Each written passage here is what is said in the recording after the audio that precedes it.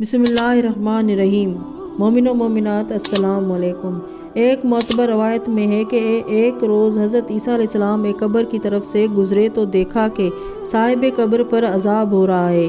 وہ وہاں سے روانہ ہو گئے۔ پھر دوسرے سال اسی طرف سے گزرے تو دیکھا کہ قبر میں سکون ہے اور صاحب قبر عذاب میں مبتلا نہیں ہے۔ یہ دیکھ کر انہوں نے خدا کی بارگاہ میں عرض کی کہ مالک، اس صاحب قبر سے عذاب کیسے ٹل گیا، جبکہ تیرا عذاب ایسا اٹل ہوتا ہے جس میں کسی کی سفارش کارگزر نہیں ہوتی۔ ارشاد ہوا کہ اے میرے نبی، یہ گناہ گار تھا اور میرے عذاب میں مبتلا تھا، لیکن ہوا یہ کہ اس کا ایک لڑکا ہے۔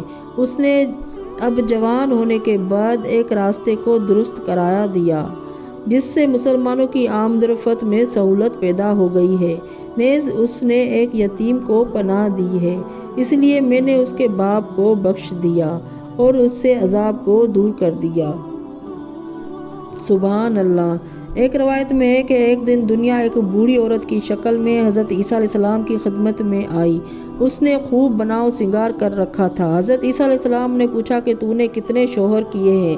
اس نے کہا کہ اس کا کوئی شمار نہیں ہے۔ پھر آپ نے پوچھا کہ تیرے جن شوہروں نے تجھے طلاق دی ہے وہ سب فوت ہوئے ہیں؟ اس نے کہا کہ نہ انہوں نے طلاق دی ہے اور نہ وہ اپنی موت سے مرے ہیں، بلکہ ایسا ہوا ہے کہ میں نے سب کو قتل کر دیا ہے۔ حضرت عیسیٰ علیہ السلام نے فرمایا کہ وائے ہو ایسے لوگوں پر جو اب بھی تیری طرف مائل ہوتے ہیں۔ اور حضرت عیسیٰ علیہ السلام کے حواریین بڑی عظمت کے مالک تھے۔ خداوند عالم نے قرآن مجید میں بھی ان کا کئی مقام پر ذکر کیا ہے۔ ان کی تعداد 12 تھی۔ بروایت امام سلبی، وہ حضرت عیسیٰ علیہ السلام کے مخلص صاحب و محب انصار و وزیر تھے۔ ایک روایت میں ہے کہ حضرت امام جعفر صادق علیہ السلام نے ارشاد فرمایا ہے کہ حضرت عیسیٰ علیہ السلام کے حواری ان کے شیعہ تھے اور ہم اہل بیت علیہ السلام کے حواری ہمارے شیعہ ہیں۔ عیسیٰ کے حواریوں نے عیسیٰ کی ویسی اطاعت نہ کی جیسی اطاعت ہمارے حواری ہماری کرتے ہیں، اس لیے کہ حضرت عیسیٰ علیہ السلام نے فرمایا کہ کون ہے میرا مددگار؟